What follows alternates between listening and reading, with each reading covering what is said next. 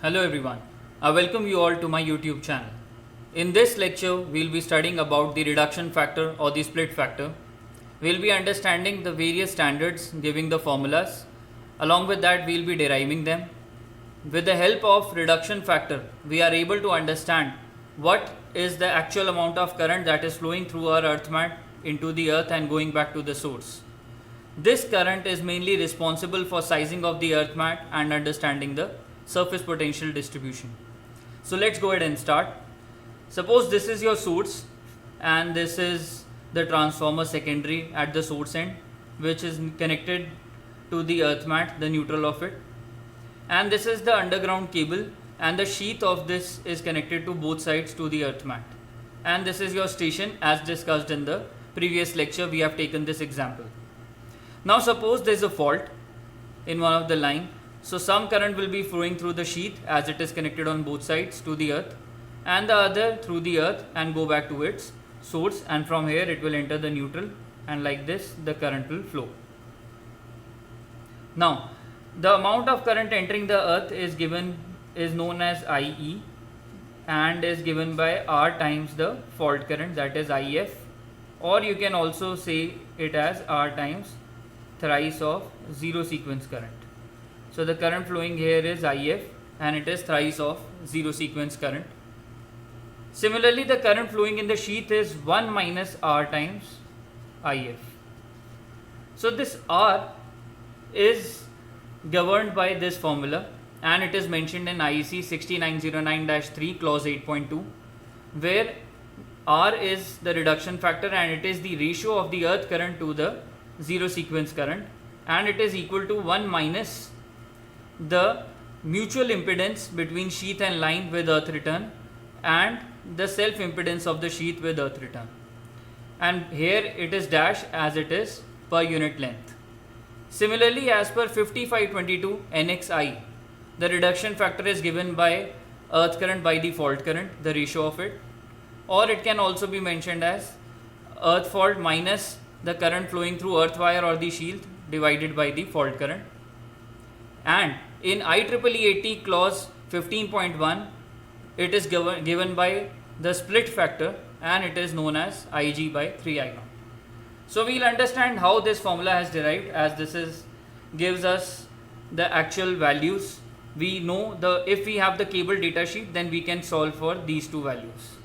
So let's understand. Before going deep into it or deriving it, first we'll understand the basic concept of inductive coupling, or also known as, or this is also governed by mutual impedance formula. Now suppose there is a current carrying wire, and due to this current there will be some magnetic field getting produced, and let us suppose this current is time varying. So the magnetic field produced in this loop is governed by right hand thumb rule, where thumb is the direction of current and curling of the fingers is the direction of magnetic field. So if we see here, the magnetic field will be going inside, will be normal to it and going inside this loop.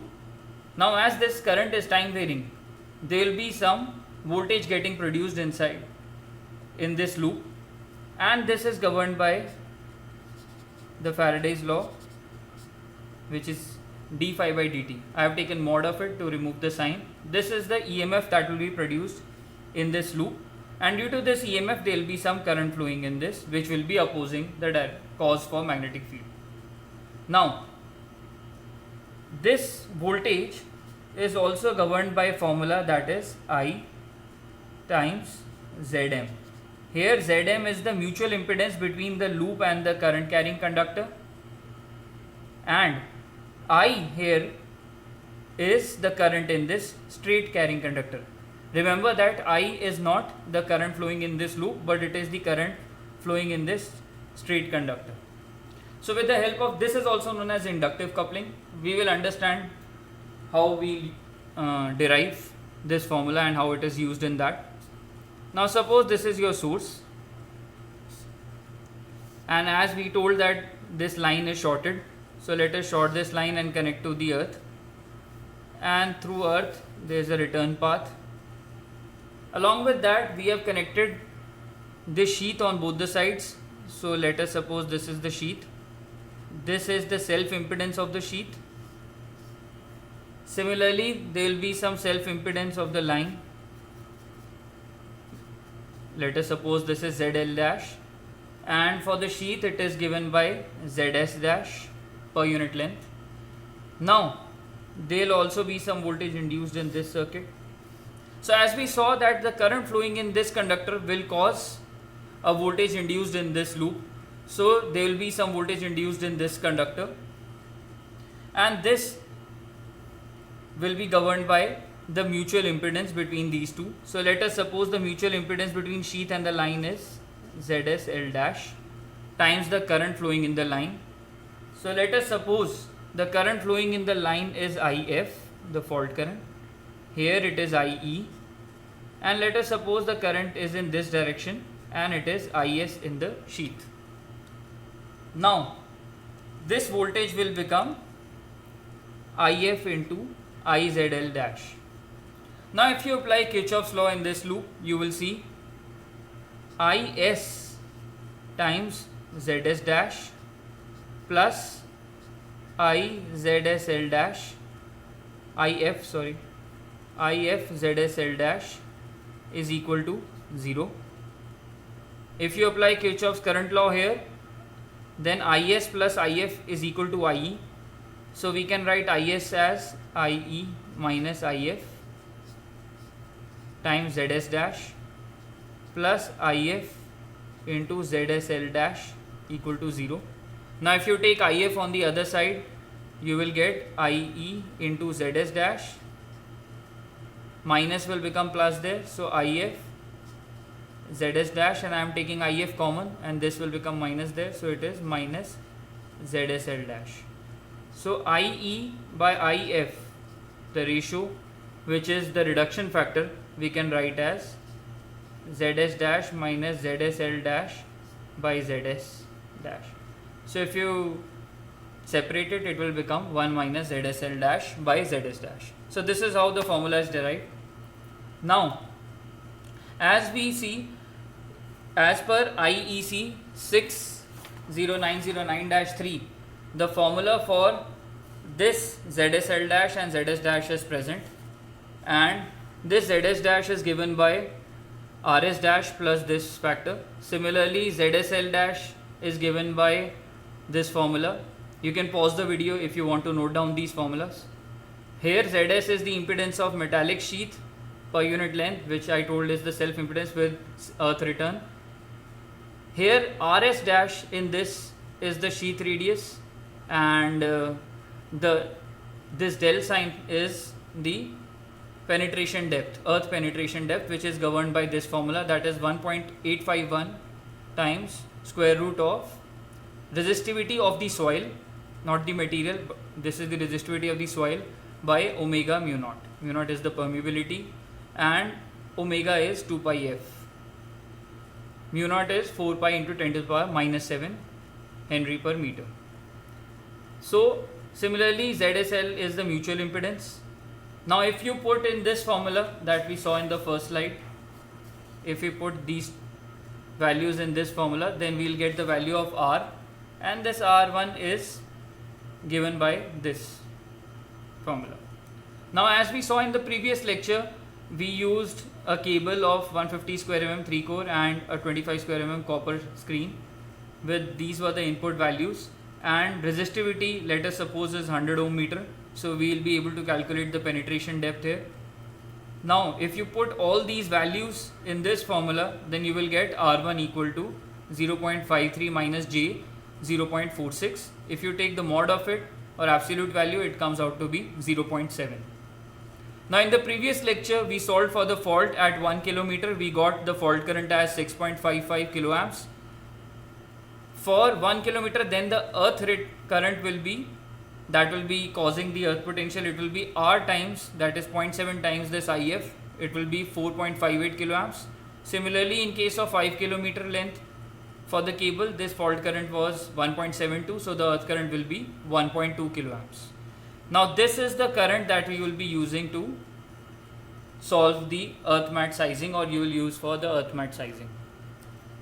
Now this was the case of underground cable. in case of overhead sheath or overhead cable, what you have here, this becomes your R2 and it is 1 minus ZQL by ZQ dash. Here ZQ is again the earth wire impedance and it is given by this formula. Here the extra thing is V. V is the number of earth wires. Suppose there are 2 earth wires, so you have to put 2 here. Similarly here also. And also there is a relative permeability factor. As there was a non-magnetic material, here it can be steel also. So if you use steel, then you have to put the permeability of steel, which as per 60909-3 is within the range of 75 to 120. Here RQQ is also important. RQQ, there it was RS, this was the sheath radius. Here RQQ is the radius of the conductor itself, the earth wire. But in case there are 2 earth wires, then you have to take RQQ as, suppose this is your earth wire and this is your earth wire. So the distance between them is DQ1, DQ2. So this RQQ will become the radius of one times or multiplied by the distance between both and square root of it. Similarly DQL here, instead of RS, again here the factor comes as DQL in the mutual impedance formula. Here DQL is, suppose this is your earth wire, I am assuming 1. Suppose this is line 1, line 2, line 3. So the distance between these 3, product of these 3 distance, DQ1, DQL2, DQL3, and cube root of that you will get DQL. Now as you will see that DQL is generally higher than RS. So if this is the case, then if you see here, if RS is lower, then what will happen? If RS is low, then this whole equation will become higher, and that is the value of this denominator will become higher. That means the reduction factor will be lower. Whereas in the case of earth wire, overhead earth wire or overhead static earth wire, this factor is quite high compared to this underground sheath. That is why you will see that generally the reduction factor for the underground cable is much lower than the reduction factor of the overhead static wire. So in case we are earthing both the sides of the sheath, we can reduce this value, or we can reduce the amount of current flowing through the earth, as most of the current will be flowing through the sheath. Now also, in order to increase this, what you can do, you can increase the size as I told earlier. Then this RS value will also decrease, and thereby reducing your reduction factor, and thus you will be able to size your earth mat as per your surroundings. Now apart from this, as per IEEE 80, they do not provide a direct formula for the impedance, but what they provide is something called split factor in that, as per that standard. And there is one formula called Andreni's formula, which is given in clause 5.9. there is an 15.9. there is an example which they have solved. In this they have used the split factor as ZP. ZP here is the impedance, the driving point impedance. This is the impedance of the earth wire, the equivalent impedance of the earth wire and the tower resistance, plus the earth grid resistance at the station end where the fault has occurred. Now let us suppose there is a source similar to the previous case. Now instead of underground cable, there is an overhead conductors. Along with that, this green one is your static wire. Both it is connected at this end, at the source end to the earth mat. Similarly here it is connected at this point. Now as there is a fault, I'll use a separate marker. Suppose there is a fault, so some current will be flowing through the earth and some current will be flowing through the static wire. So the current flowing through the earth by the current flowing through the earth wire, the ratio of this can be the inverse of the impedance. So suppose current flowing through this can be, here the impedance will be the path, other path, this impedance, that is ZP. Similarly, the current flowing through the static wire, then here the impedance will come for the current flowing through the resistance of this path, the opposite one. So the resistance of this path is basically the earth resistance plus the dissipation resistance of this earth mat. So let us suppose the earth resistance is 0. So dissipation resistance comes out to be Rg. Now if you solve it, if you write fault current is sum of both IE plus IEW, as it is the inverse ratio, so also you apply here the same formula, Zp plus Rg. So if you take mod of it, you will get the split factor. Now Zp formula is directly not mentioned, but it is mentioned as in an example in IEEE 80. But if you want to know the formula, it is mentioned in IEC 60909-3 as a driving point impedance for the infinite chain. The formula is given by Zq by 2 plus square root of Zq by 2 square plus RT Zq. Here RT is the tower resistance, the foot resistance of this tower, and here Zq is the impedance of the static wire between the two spans, or between the two towers for this one span. For IEEE 80, this factor is not included. As per Andreni's formula in IEEE 80, this factor is not included. The formula is directly Zq by 2 plus square root of RT Zq. Now, how this formula has come, we will understand. There is a basic derivation for it. Now suppose this is your driving point impedance. If you see the impedance across this network, it will be Zq plus RT. So it is Zq plus this foot resistance, similarly Zq plus foot resistance, and this goes on till infinity. So the impedance across these 2 points is Zp. Now if you subtract 1 from the infinity, infinity minus 1 is infinity itself. So if you remove these two branches and see, this will be again repeating itself, and the impedance of ZQRT, ZQRT, ZQRT is Zp. So what we can do, we can write these two branches ZQRT, and the remaining impedance can be written as Zp. So this becomes Zp, and this becomes Rt, and this becomes Zq. This is the case when we are considering infinite chain, and the impedance across this is Zp.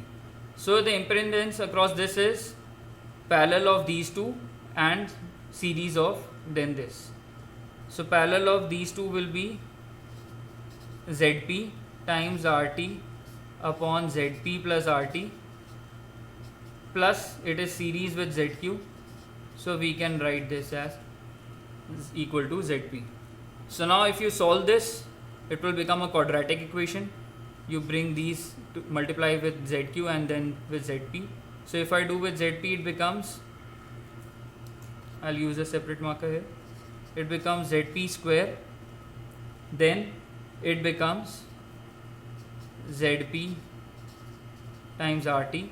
Similarly here it becomes Zq into Zp plus Rt into Zq plus this factor Zp into Rt.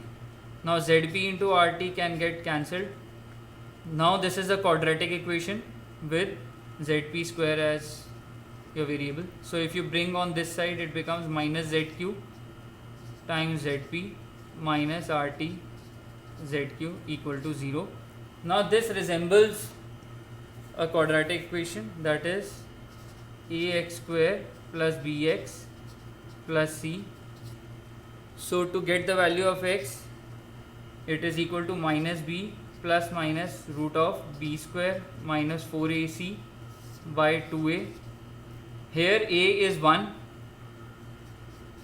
x is your Zp, b is your minus Zq, and c is your minus Rt Zq. If you put these in this formula, then Zp will come out to be minus b, this becomes your Zq, this is your b, plus minus we are not considering as impedance cannot come out to be negative, so let us leave this. Then b square, here it is Zq square minus 4ac, but c is negative, so it will become plus 4, a is 1, so it becomes Zq into Rt divided by 2a, a is 1, so it becomes 2. So now if you separate, it becomes Zq by 2 plus If you bring 2 inside, it becomes 4, so it becomes ZQ by 2 square, and 4 gets cancelled, so it becomes RT ZQ, which is the formula that is mentioned in IEC 60909-3. So I hope you have understood the split factor, how to solve it, and how to use if you have the data sheet. With the help of this, you will be able to size the earth mat, and in the upcoming lectures we will be doing the same. We will be evaluating the touch potential, step potential, and the mesh potential in order to evaluate the earth mat. So thank you for listening. God bless you all, and please subscribe to my channel.